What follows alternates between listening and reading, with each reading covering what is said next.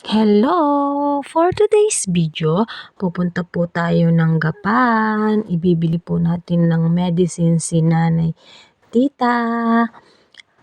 Tanghaling tapat po kami nagpunta para po makauwi din po kami ng maaga. At kasama ko po si Nanay at ang aking pong bunsong anak.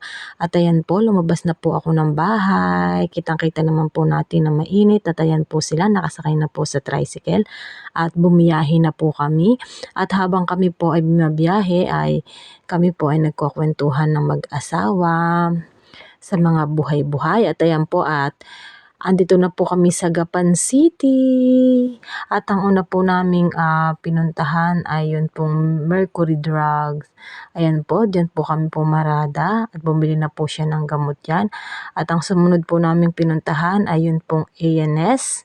Ayan po siya at ito pong baby ko ay nangungulit. Nagpapabili po ng mga pagkain kaya sabi ko po kay nanay ay iikot na siya. Bumili po siya ng ilan niya pong pagkain diyan. Ayan po, at tapos na po kaming mamili at pauwi na po kami. Habang nasa biyahe po kami, sabi po ng aking pumbusong anak ay nagugutom po siya. Kaya po kumain po kami. Doon po kami kumain sa Putok Bato kung tawagin po namin. Isa sa kinakainan namin pagpupunta po kaming Gapan. At ayan po, pagkari po namin kumain dahil busog na ay umuwi na din po kami. Thank you for watching. God bless.